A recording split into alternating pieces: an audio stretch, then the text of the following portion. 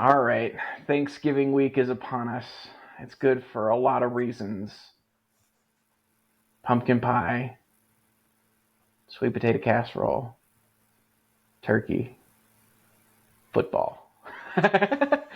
Like no on the turkey, really? That's where No, you draw the line. no, it was no on the sweet Uh, potato pie.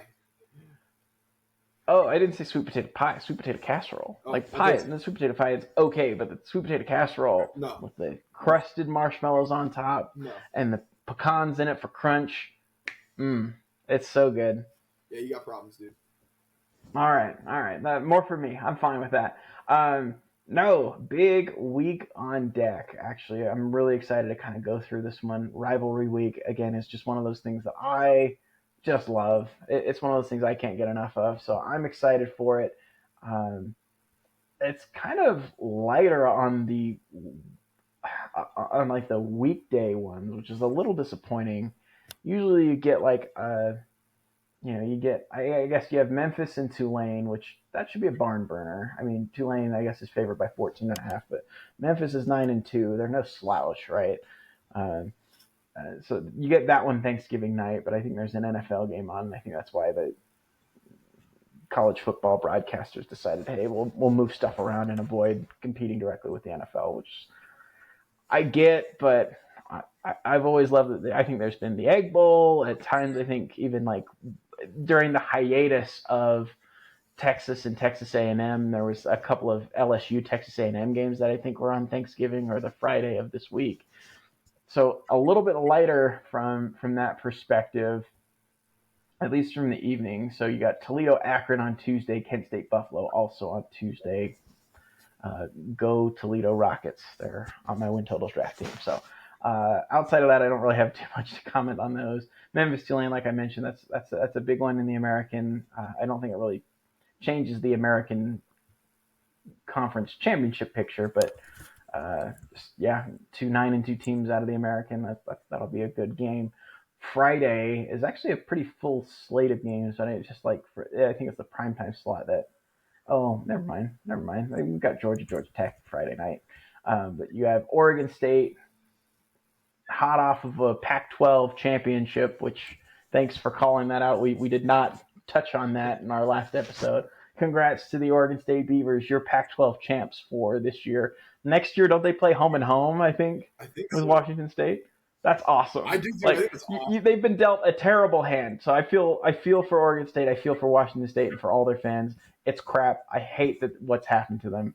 I love that they've kind of have done whatever they can to make the best of it, right? So like the home and home series, I think is really cool. Definitely. But yes, fresh off of that, now they got a chance to go into Albertson Stadium in Boise, Idaho, and dethrone or take down the Broncos, take them down a peg before a potential playoff run. I don't see it happening, but it is a pretty full day Friday. Then you have Oklahoma State, Colorado is that same at noon Eastern kickoff, a 10 a.m. local time kick for Colorado. That'd be interesting. I'm just fascinated. That would probably be like a quieter crowd, I would think, just because most of Colorado's home games have been slammed. I expect this one to be that, but it's the day after Thanksgiving, tryptophan, the whole bit, right? Like, I'm just at 10 a.m. Like you're still recovering. You're still in full on recovery mode. So If you I don't rewind know a if. few years ago, you were still probably in line for Best Buy or something like that.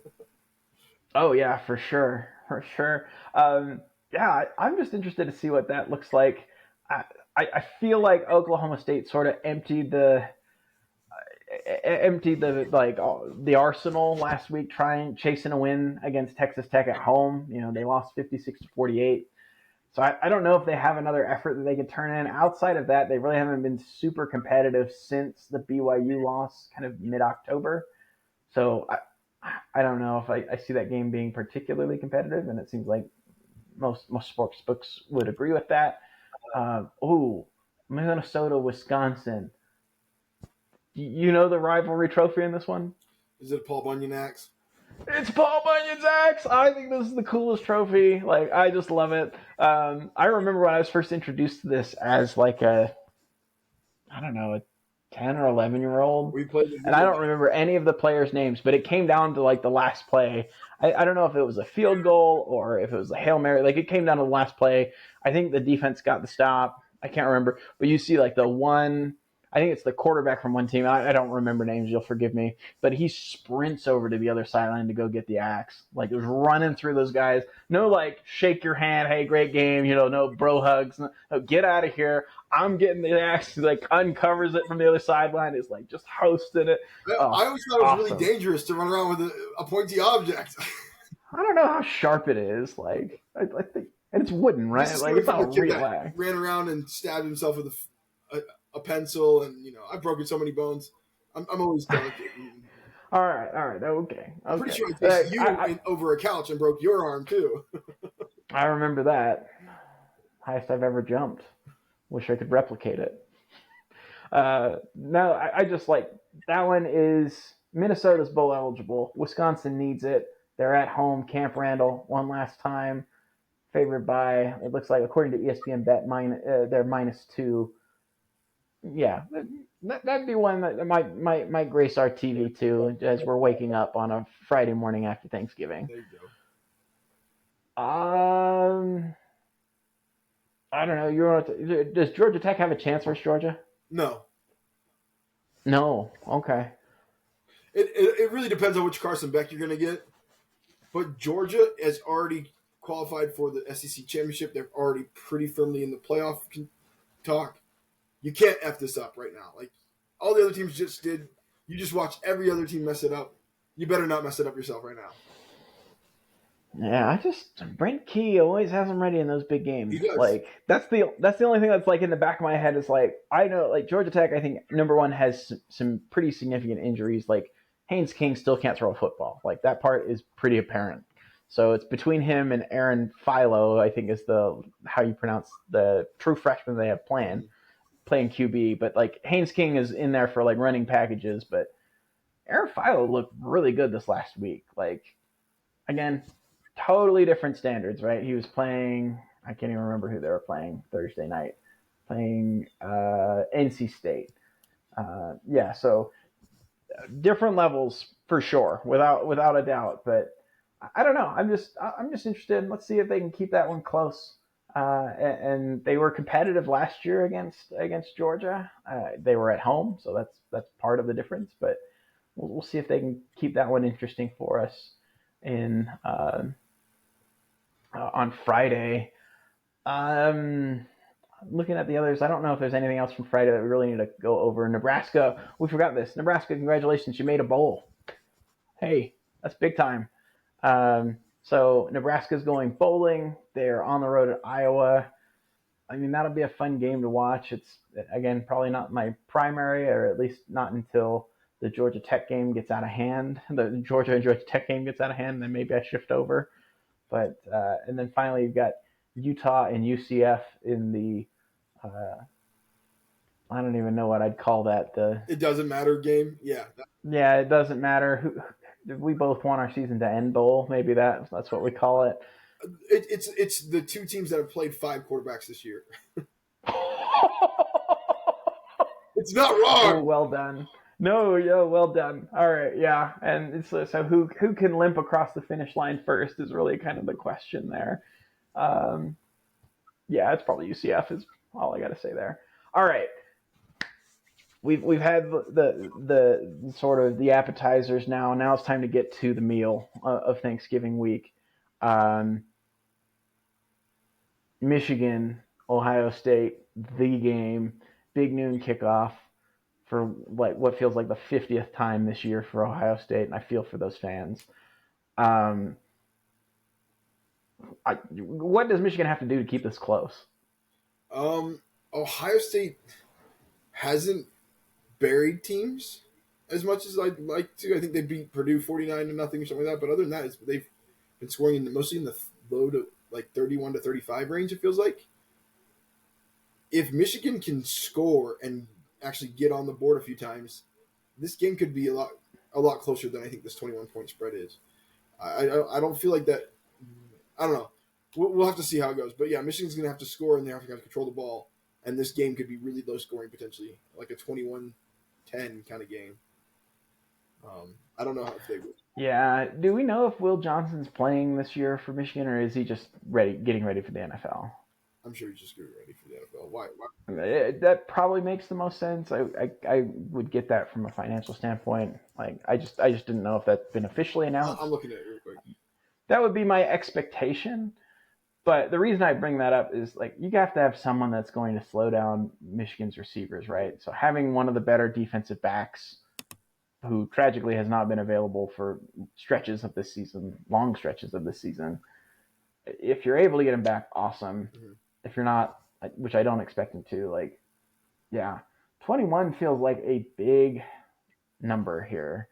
I agree. I think that the formula is just kind of what you said is holding on to the football, shortening the game. I think your defensive line, if you're Michigan, has to really win against what's been sort of a patchwork offensive line for Ohio State because of injury. That's where I think the game gets interesting. Is I think you can probably cause some problems for Ohio State up front. Like Nebraska. The question is, yeah, exactly. No, that's exactly the kind of the one I was going to point to. I'm just curious if Will Howard is able to neutralize that with his legs. So that's kind of the key matchup to me is like if Michigan's going to keep it close, their defensive line has to win the battle against Ohio State's offensive line decisively. It has to be we were talking last episode about Indiana giving up 5 sacks and 8 tackles for loss. Like it's got to be that kind of an effort from Michigan's defensive line against Ohio State's to really give them a chance. Yeah.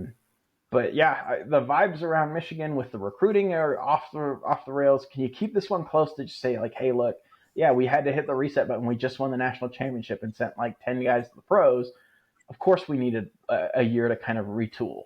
But you got to. I think you got to keep it competitive because I know if Ryan Day has a chance, he's going to run it up on him. Yeah, honestly, he's we got talked some about demons to last week about exercise. Florida being like one of those teams that you should buy stock on. Michigan's one of the ones I would sell. Like I get that you have a good recruiting class. You have Bryce Underwood coming in. Like I do not believe in Sharon Moore, to be frank.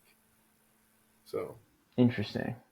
Yeah, I don't. I'm still kind of like a jury's out. But I mean, he did coach the 2 biggest games last year without Harbaugh on the sidelines. Now, of course, Harbaugh was able to help like game prep and all of that. But I don't know. They were not like, impressive wins either.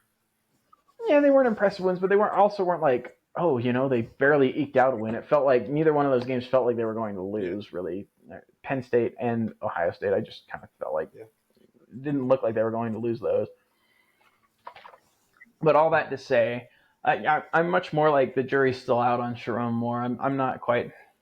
I'm not ready to sell. I'm not really buying in either. I'm just saying like keeping those vibes up, keeping that game close. I think is important for them. But I know Ryan Day is sick and tired of Michigan, and he's got an opportunity to kick them really hard while they're down, and I would do the same. Like just if you can put a nail in the coffin, you're going to do it. So I expect them to try and run it up. Also, I guess I'll pause there. Anything more on that game before we move on? I don't. I can see him wanting to do it. I don't know if they're capable of doing it. I mean, I just feel like they haven't put everything together. They have the talent wise that they should be destroying teams, but they have not destroyed teams since with the exception of the Purdue game, in my opinion. So. Yeah, I mean, I'd say Indiana to a degree last week. Yeah, that's true. But I mean, 31 points is not 30. What was it? 31-15, 38-15, 38, I think. Yeah, so that would still not, or that would cover this one, wouldn't it? Yeah. So we'll see. Yeah. This is like low key, like the 10 a.m. slate on Saturday is pretty interesting. Tennessee goes on the road to Vanderbilt, where team seasons go to end apparently. Vanderbilt's already bowl eligible, but this would be a big one. That one's an interesting game. Tennessee's really struggled offensively lately, so I expect kind of a lower scoring game. Can Vanderbilt play ball control against Tennessee?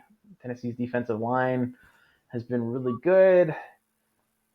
I don't know. That one's interesting. I don't really don't know how I see that one playing out, but excited to see that one. It'll be on my quad box. to me, the biggest one is South Carolina Clemson. That will be by far the most fun because of the coach personalities and the team personalities. That you're like, who really shows up? How are they going to play? Don't you feel like Shane Beamer is just Dabo Sweeney about 6 years ago? Like they feel like they're very much like sort of the same. It's like They're big personalities. lots of vibes Yeah. and recruiting.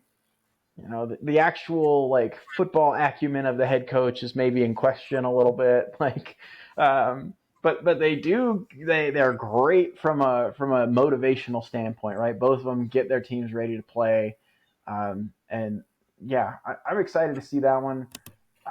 Yeah, I'm very interested to see that one. Yeah, that would be And the one I watch. That's not, maybe minus the big game because I'll be honest, I don't think the big game is going to be that close. I think Ohio State wins that game, but not like blowout wise. But it's like kind of like you and I were saying about the Penn State game. You know, like you never really thought they were going to lose, so you didn't really tune in. That's kind of how I feel about this. yeah, Whereas the South Carolina game, I feel like it can go like any which way. So that's why I'm excited to watch it. Yeah, I'm right there with you. The line seems to indicate that one's kind of a toss up too. And in the fourth of my quad box there, just for me, what I'm watching, Kansas and Baylor. Like, can Kansas complete this just end of the season, back half of the season turnaround, win what 4 in a row? It would be three against ranked opponents, and to close this one out on the road in Waco to get to a bowl game. I'm very much pulling for the Jayhawks to do it. Like they've just had an awesome back half of the season. It's kind of a shame that they didn't have, uh, that they weren't able to pull out some of those close games in the early part of the season and really be a factor in the Big 12 race. But yeah, losing, they lost by 6 at Illinois, by 3 against UNLV, lost by 4 at West Virginia, lost by 11 versus TCU. So that one's a little bit of a bigger distance, but only by 4 on the road at Arizona State. And all of a sudden you're 1-5, and the season feels like it's over. And then they rally like mad. Beat Houston, kind of got a nice palate cleanser there. Almost beat Kansas State on the road in Manhattan. We're really close to that one, and then have rattled off 3 straight versus ranked teams. They almost had 4 straight versus ranked teams, which would have been wild. So that's my quad box for the 10 a.m. slate. Yeah, I would love to see Kansas keep going, just because those are the things that I love about football, is that it is kind of about the journey, and teams get better as the season goes on, and some you can see they crumble and they fracture and the locker room breaks apart, and others get galvanized and they decide, what, we're going to put together an effort that we can be proud of. And I feel like the Jayhawks are doing that, so I'd love to see them get to a bowl. Yeah, I think the only other game I consider watching is the Louisville Kentucky game, just because what Kentucky team are you going to have show up? I mean, they've had one win in the last 5 games against Murray State, and they haven't played well. But Louisville had that freak of a loss against Stanford 2 weeks ago. Yeah. They hammered Pitt last week. You never know; it could go whatever way. So it could get a crazy game. That's why I like those ones. So Yeah, and I mean, some of it is who they've played, but they're, I guess, okay. They did beat Clemson on the road, so I'll give them credit for that one. But like their road games have always been a little shaky this year. On the road against Virginia, only winning by 4, losing to Notre Dame on the road, forgivable. But then, yeah, you said like the collapse 2 weeks ago against Stanford was surprising to say the least. yeah, that So, was fun to watch. yeah, that one's another one that I'll probably keep an eye on. I think in the ACC SEC challenge, I don't know. It's not going to be. Is it going to be a 4-0 sweep? Yeah, that's what I was like. It's like it's not going to be 2-2. It might be 1-3, maybe. Maybe. But yeah, it could be a clean sweep. I think. I guess you have 2 ACC teams favored. Louisville's favored over Kentucky. Clemson's favored over South Carolina, but both are pretty close spreads. Yeah. Whereas the other 2, Georgia, I think, is a 19-point favorite over Georgia Tech, and Florida is a 15-point favorite or so over Florida State. So, yeah. Well, again, yeah, it's rivalry week. we've been surprised by a lot this season. I'm kind of hoping that these games are close and entertaining, even the ones that maybe on paper don't necessarily have the look of it. Should we shift to the 1:30 slate? Yeah, I'll take it on. Hey, go before Um, it. I'm looking, of course, Notre Dame, USC. That's always a fun rivalry. I don't think I expected this game. I don't expect this game to be close, but just watching that game at the end of the year for a lot of times, or even just sometimes even the beginning of the year, it's just fun. Yeah, it depends on where they're at. They try and avoid the winter uh, And yeah, I would in too. uh, So, in South Bend. but Yeah, I always enjoy that rivalry. It's a fun one to watch. The Auburn Alabama game. Can Hugh Freeze do it again? Can Hugh Freeze get this team to bowl eligibility? Does Alabama continue to sink a little bit lower um, with a potentially end of season kind of game, minus the bowl game, depending on how the playoffs work out? Um, yeah, and then looking at other games, you got to look at Arizona State, just because of the matter of the implications on the Big 12 championship. yeah, that's a big one. I don't see this Um, it, game going Arizona's way, though.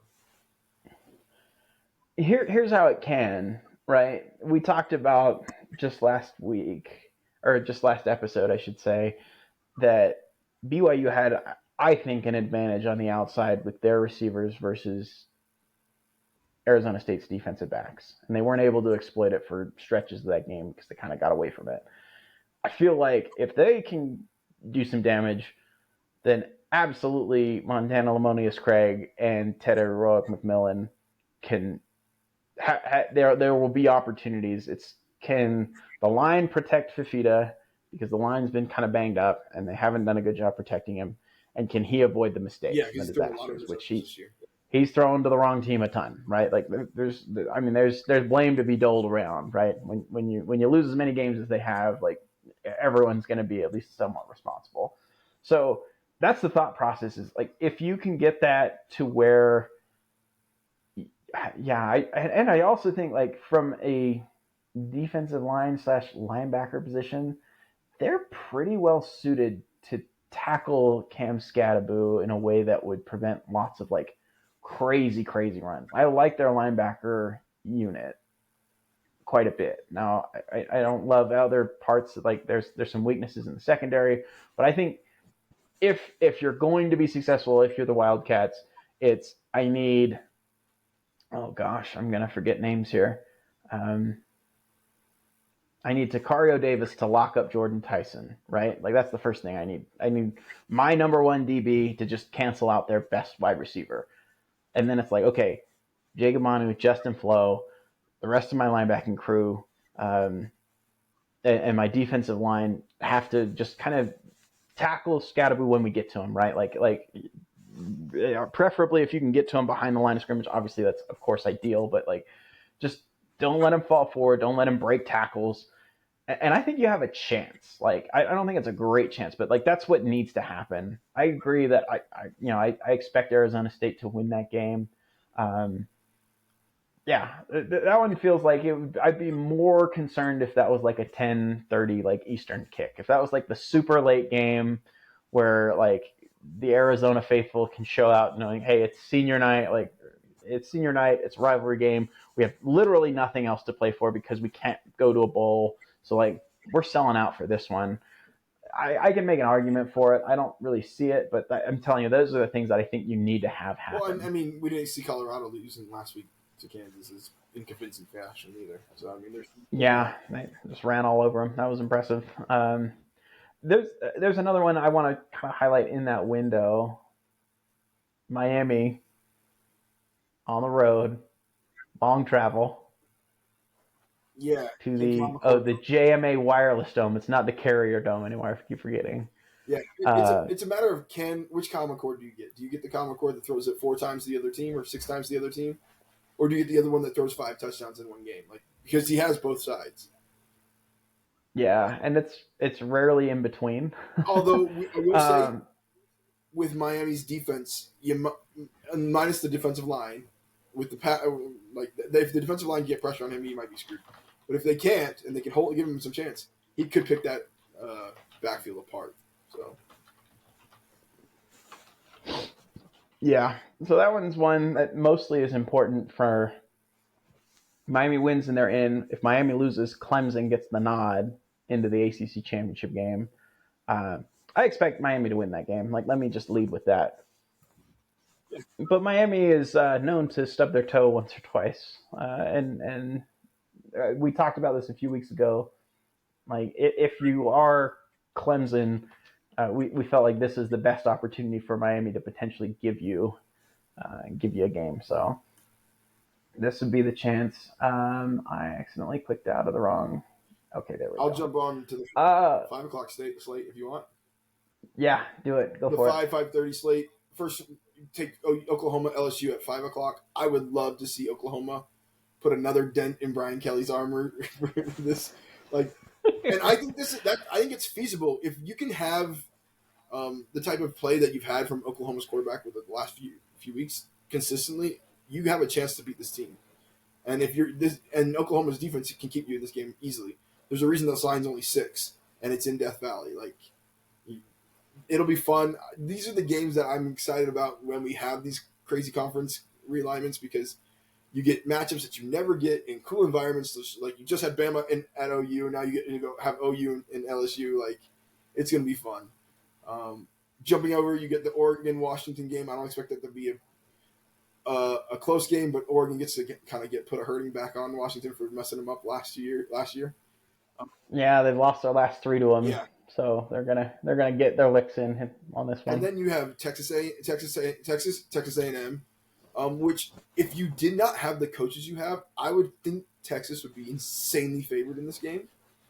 But because you have Mike Elko as the coach, I feel like that's what makes A&M kind of feel close. Because you can never doubt Mike Elko's defensive game plan. I feel like, but I feel like if you're going tit for tat, like player for player, talent for talent, I feel like A&M doesn't quite stand up to Texas at all. To be honest, um, I agree. I think that there's a lot of things that are built into this. Like one of the biggest things I think is like it's the first time this game's been played since what 2011, yeah, 11 or 12, yeah, something like that. Um, Night game, Kyle Field. So like home, the cheapest tickets I can see right now are like $570. yeah, So that's probably just like the very last row, right? Like, or maybe a standing room only ticket. I have no idea, but yeah. like, so I think it'll be an absolutely bonkers environment. I am pumped for it just because I've missed this one. Um, and this just goes back to like college football, like me becoming a fan. I I started to become a fan of A&M. You know, I use the term loosely, right? Like, I'm not like a diehard A&M fan, but like watching Reggie McNeil beat the Longhorns in I think it was 2004, three, something like that. And then the next year they had to start Stephen McGee because Reggie McNeil was injured. He was a redshirt freshman, and I think it was against Vince Young, if I remember Yeah, he was right. 05. I'm sure I think right about 4. So like yeah, and they held their own if I remember correctly. I might be mixing up a couple of games, but like yes, the days of Stephen McGee, um, Javorsky Lane. I don't know if you remember that I name.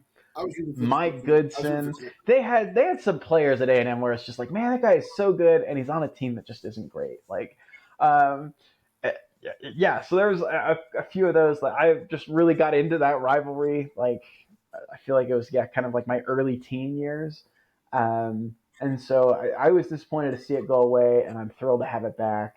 Um, one of those rivalries that's been restored through some rounds of realignment. So Thanksgiving, I am grateful for the return of Texas versus Texas A&M. Yeah, I would say Yeah, also as an outsider, to me, there was a game earlier this year. It was like Texas Arkansas, and Arkansas is like, we are rivals, and Texas is like, are we? I kind of feel like this. I feel like this is a little bit kind of somewhat similar. Like, I feel like it's a or BYU Utah State. It's like we're rivals, but we win the majority time kind of thing. And I feel like I don't know. Maybe I'm crazy on that. I don't know what the actual series is, but it feels that way from an outside perspective. Yeah, I don't know what the record is. Let's go Wikipedia. They're absolutely rivals. As far as I'm concerned, I think that they're absolutely rivals. They both mention the other one in their fight song, so yes, I'm saying they're definitely rivals. Yeah, Um, but yeah, okay, you're not right. It is very lopsided overall. Looking at this, Texas has won 76 times, 5 ties, 37 wins for A&M, according to Wikipedia.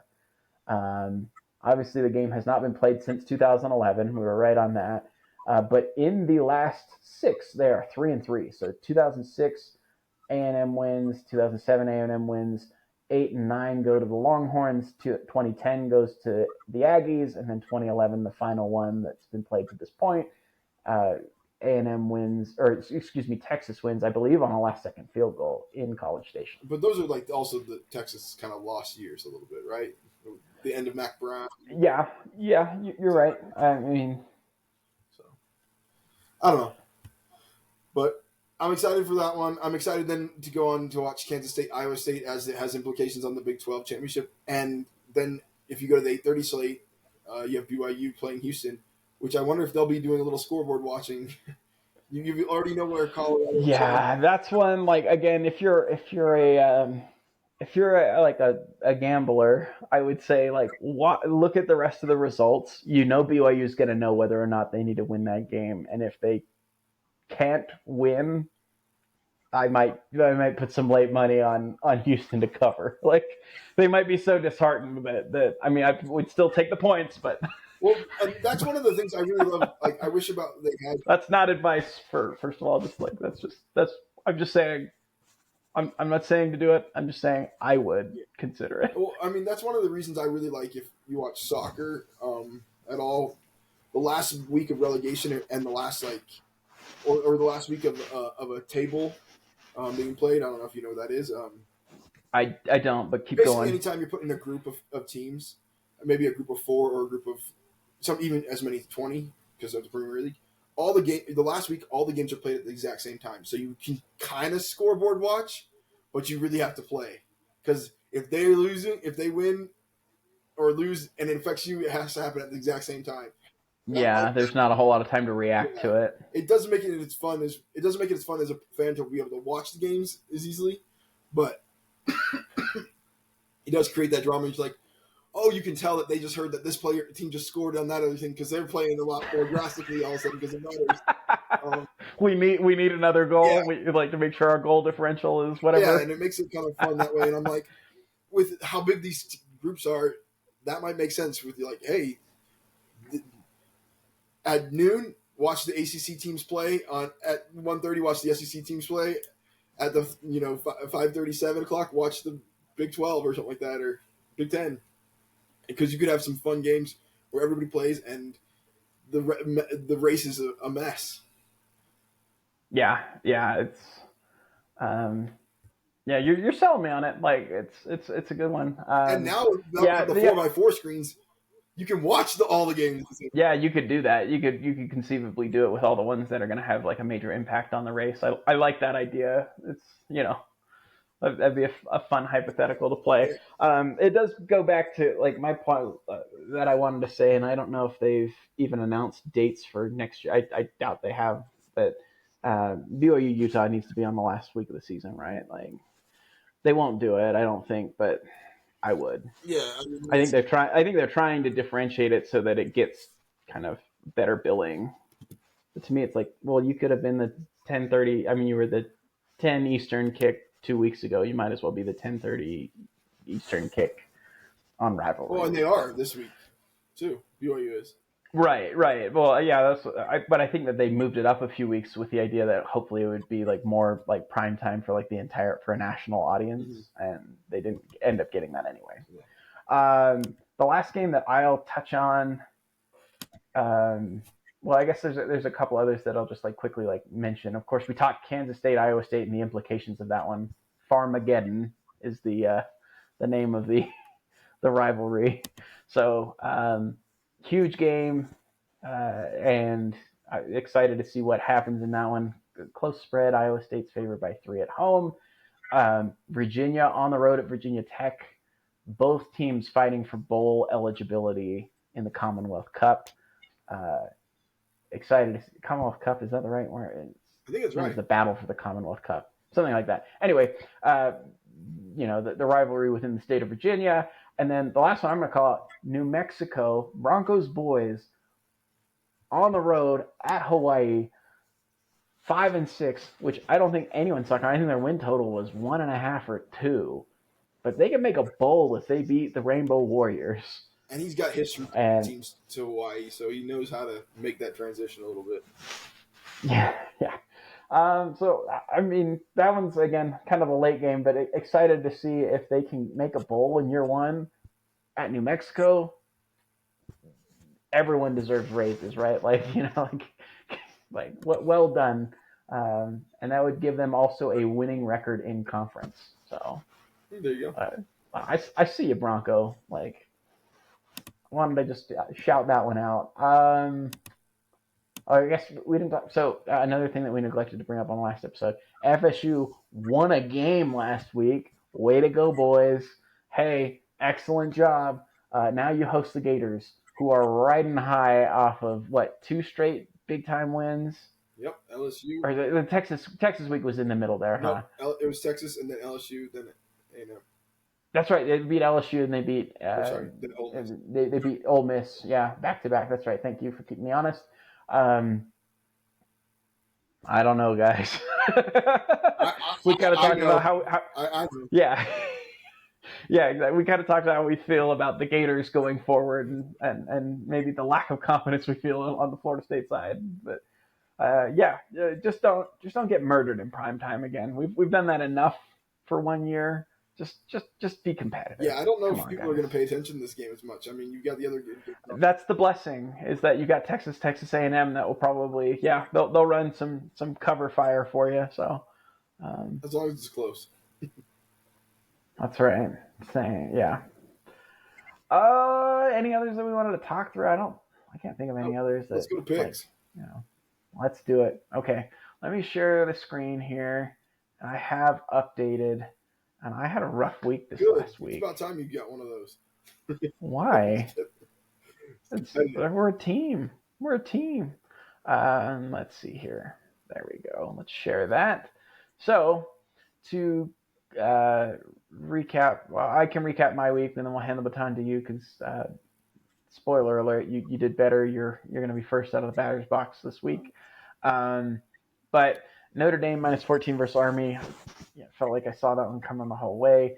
Washington State has no defense, and it's driving me crazy. 2 straight games that you should have won, but you can't stop a nosebleed. Bama -14 versus OU, stunned. And I think I said last week, like, please prove me wrong. Keep this game close. And not only did they keep it close, I was going to say they actually overperformed that. A&M and Auburn under 48.5. Yeah, the second there was like a second 60-yard bomb by Auburn, I was like, okay, this was dead in the water. Like, I think it was busted by the fourth quarter, and then the game goes into overtime, so it gets like really crazy. They both score almost they're both in the 40s, I think. So that one wasn't anywhere near close. Wake Forest and Miami. This game was at 34 points at halftime. You and I jinxed this. We talked about it. I know. And then it was at 34 points at halftime, but it was actually at 34 points with 7 minutes left in the second quarter. So I was like, this one's easy. We got this one. And just nothing happened after that. Nebraska, Wisconsin. Well, I thought Nebraska would win. Oh, sorry. Go. Yeah, you and I were watching that game, and do you remember? I said it. I think it was at like what was the score? It was like 20 to. I think it was 24-14 or something like that. Can you imagine if they don't score much in the second half, and then they didn't score the entire third quarter, and I'm just like, I'm sorry, Steve. I feel bad. Yeah. Just whatever. That's why I don't put actual money on these. I'm reminded by doing this that it would just be an exercise in frustration to actually throw money down, but it's fun to try. Nebraska -2.5 versus Wisconsin. I just felt like they were primed to finally break out and make a bowl. The under 42 was gone early in that game too. They scored a boatload of points. I was worried with both teams being like a mid 25 point teams. I'm like, some defense has got to give potentially. Like, I mean, they weren't winning games themselves, so. Yeah. And then the BC +3 versus UNC, like that one, yeah, just felt right. And of course, it was all the way. So really, I mean, I would maybe rethink some of the things around like the Miami Wake Forest one. This one, I just never saw that offensive explosion coming from Auburn. So whatever. Anyway, not a good week on the season. I am 47-41, so 6 games above 500 still, which is I'll take it. Yeah, Um, and yeah, I can hand the baton to you. Can you read yeah, this? I I, got don't, I it. want to make sure it's big enough. Yeah, Okay. so I go 4-3 in the week. Notre Dame versus Army. I think you and I both kind of saw that the same way. That A&M game, I thought there's no way Auburn has that explosion, but I just didn't think Auburn could hang with A&M, but clearly they could. Indiana gets blown out. I thought they might be able to keep it close, especially after that first drive. I was hopeful, and then the fumble punt, and then the kick or the punt return for a touchdown.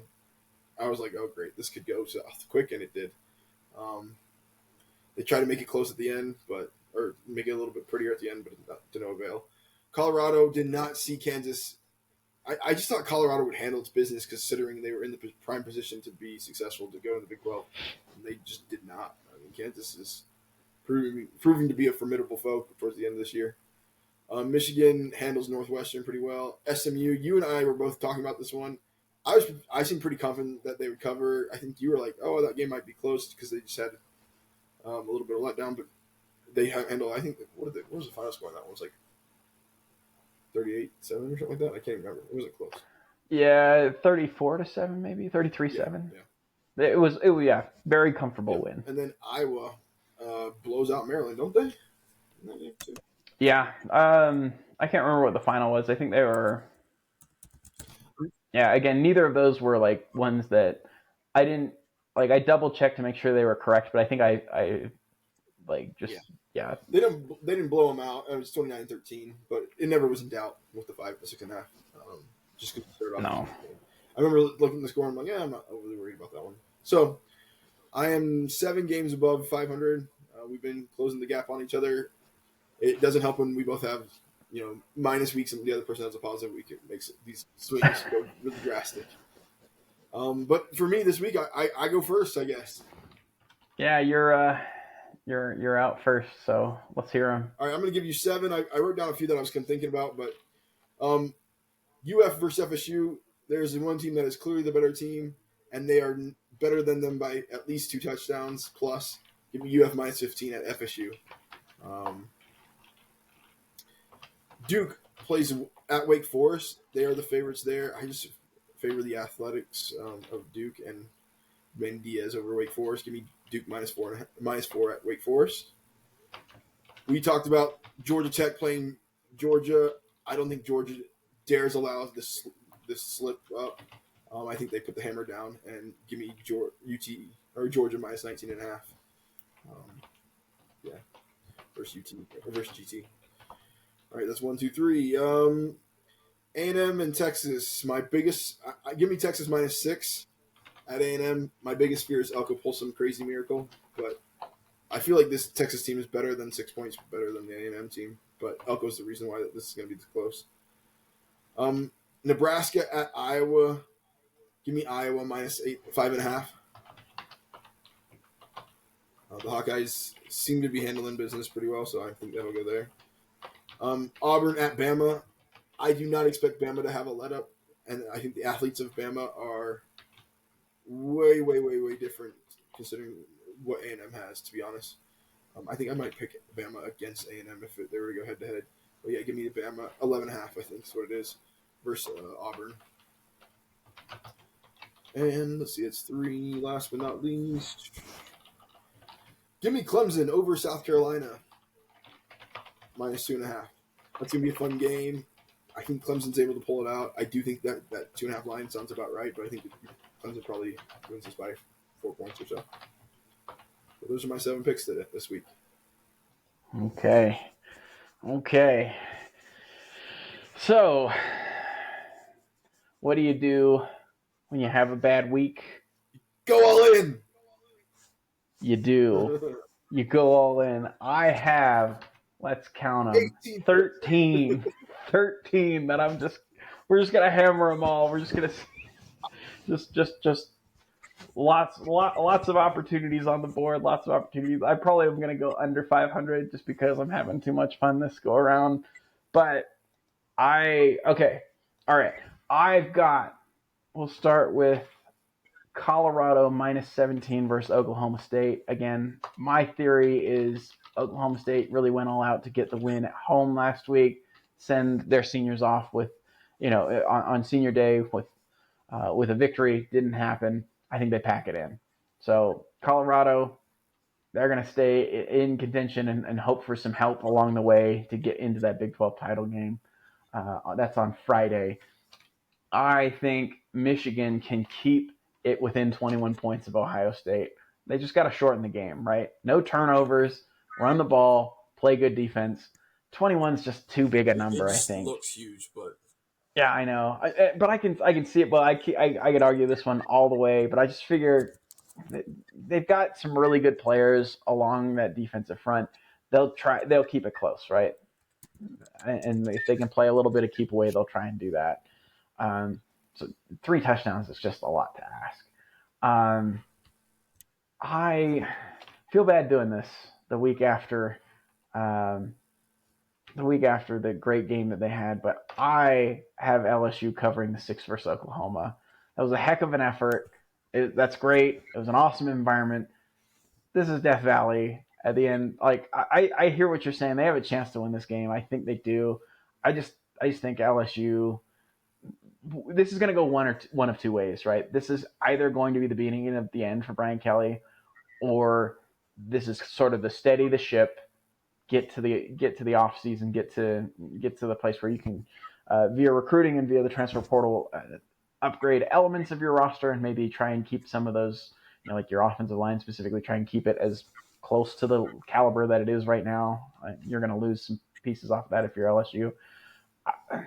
Death Valley is a tough place to play. It's very different than playing at home. So I see that again. Rooting for that one to be wrong. They're starting to win me over with how they've been playing lately. I love how hard they play.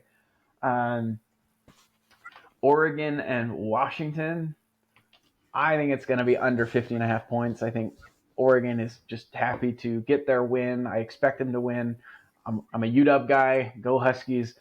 I would love to see them pull it off. I don't see a world where it happens, but I mean, Jed Fish is a good coach, but I do think that this one is a lower scoring game unless this really snowballs on Washington, which I suppose there's potential for that to happen. But after a bye week, I think they'll have a couple things ready, and I think Oregon's content. yeah, if I'm Oregon, what's the point of me playing all out or even playing my best players? If I lose this game, I'm still in the playoffs.